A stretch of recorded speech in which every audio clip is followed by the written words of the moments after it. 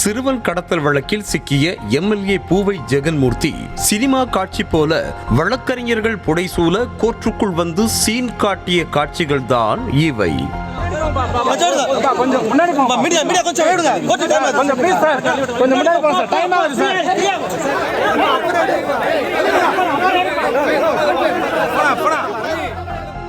திருவள்ளூர் மாவட்டம் திருவாலங்காடு பகுதியைச் சேர்ந்த தனுஷ் என்ற இளைஞரும் தேனியைச் சேர்ந்த இளம்பெண் ஒருவரும் இன்ஸ்டாகிராம் மூலமாக காதலித்து வந்த நிலையில் இருவரும் வீட்டுக்கு தெரியாமல் பதிவு திருமணம் செய்து கொண்டதாக கூறப்படுகிறது. தேனி பெண்ணை தேடி திருவாலங்காடு வந்த சிலர் வீட்டில் இருந்த தனுஷின் தம்பியான சிறுவனை கடத்தி சென்றதாக சொல்லப்பட்டது. இந்த கடத்தல் வழக்கில் 5 பேர் கைதான நிலையில் கைதானவர்கள் கொடுத்த வாக்குமூலத்தின் அடிப்படையில் கேவி குப்பம் எம்எல்ஏ பூவை ஜெகன்மூர்த்திக்கு தொடர்பு இருப்பதாக கூறி போலீசார் வழக்கு பதிவு செய்தனர். பூவை ஜெகன்மூர்த்தியை கைது செய்ய போலீஸ் படையே அவரது வீட்டுக்கு முன்பாக காத்து நிற்க பின்வாசல் வழியாக பூவை ஜெகன்மூர்த்தி தப்பி ஓடியதாக சொல்லப்பட்டது.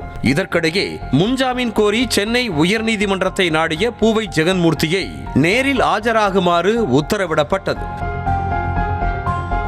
நீதிமன்ற உத்தரவுப்படி ஆஜராக வந்த பூவை ஜெகன்மூர்த்தி நீதிமன்றத்திற்குள்ளேயே வழக்கறிஞர்கள் புடைசூழ அளப்பறை கூட்டிக் கொண்டே வந்தார். ஆனால் விசாரணையில் அளப்பறை கிளப்ப வழக்கறிஞர் படையோடு வந்த பூவை ஜெகன்மூர்த்தியிடம் சரமாரியாக கேள்வி எழுப்பி நீதிமன்றம் திணறடித்தது.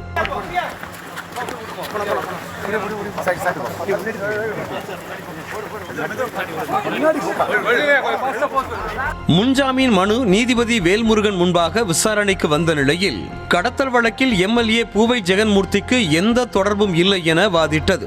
ஆனால் அதற்கு மறுப்பு தெரிவித்த காவல்துறை கைதானவர்கள் வாக்குமூலம் அளித்திருப்பதாக கூறியது. அப்போது நீங்கள் எந்த தொகுதி எம்எல்ஏ என பூவை ஜெகன்மூர்த்திக்கு கேள்வி எழுப்பிய நீதிபதி எத்தனை வாக்குகள் வித்தியாசத்தில் வெற்றி பெற்றீர்கள் என வினவினார். அதற்கு பதிலளித்த ஜெகன்மூர்த்தி தரப்பு 70,000 வாக்குகள் பெற்று வெற்றி பெற்றதாக கூற 70,000 பேரின் குரலாக சட்டமன்றத்தில் பேசத்தான் வாக்களித்தார்களே தவிர கட்ட பஞ்சாயத்து செய்ய அல்ல என நீதிபதி கண்டனம் தெரிவித்தார். கட்ட பஞ்சாயத்து செய்யத்தான் மக்கள் வாக்களித்தார்களா என கேள்வி எழுப்பிய நீதிபதி வேல்முருகன் தனிப்பட்ட 2 பேர் திருமணம் செய்து கொண்டது என்ன கட்சி விவகாரமா என கேள்வி எழுப்பினர். அத்தோடு மக்கள் பிரதிநிதியாக இருந்து கொண்டு காவல்துறை விசாரணைக்கு ஒத்துழைக்காமல் இருந்தால் சாதாரண மக்கள் எப்படி ஒத்துழைப்பார்கள் எனவும் நீதிபதி கேள்வி எழுப்பினர்.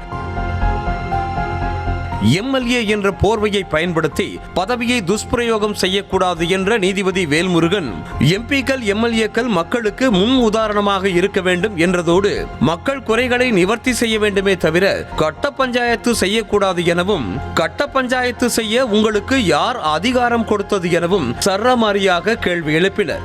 போலீசாரை தடுக்கும் வகையில் ஆட்களை சேர்த்து செயல்பட்டால் வேறு மாதிரி நடவடிக்கை எடுக்கப்படும் என எச்சரித்த நீதிபதி வாக்களித்த மக்களுக்காக கைது செய்ய உத்தரவிடவில்லை என்றார். குற்றவாளிகளுக்கு ஆதரவாக மக்கள் பிரதிநிதிகள் செயல்படுவதை அனுமதிக்க முடியாது என நீதிபதி கண்டனம் தெரிவித்ததோடு முன்ஜாமீன் மனுவை வரும் 26ஆம் தேதிக்கு ஒத்திவைத்தார்.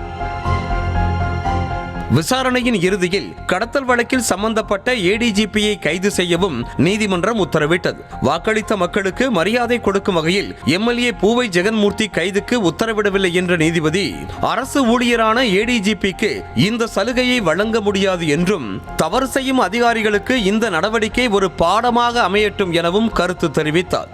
காதல் திருமணம் செய்த இளம்பெண்ணின் தந்தை ஒரு தொழிலதிபர் என்ற நிலையில் அவருக்கு முன்னாள் காவல் அதிகாரி மகேஸ்வரியை தெரிந்திருக்கிறது. முன்னாள் காவல் அதிகாரி மகேஸ்வரி மூலமாக ஏடிஜிபியின் அறிமுகம் கிடைத்த நிலையில் ஏடிஜிபி மூலமாக சிறுவனை கடத்த திட்டம் போட்டதாக கூறப்படுகிறது. விசாரணையில் கடத்தலில் ஏடிஜிபிக்கு தொடர்பு இருப்பது தெரிய வந்ததை அடுத்து அவரை கைது செய்ய உத்தரவிடப்பட்டது. இதனையடுத்து காவல் சீருடையில் நீதிமன்ற வாயிலிலேயே ஏடிஜிபியை கைது செய்து போலீசார் ஏற்றி சென்றனர்.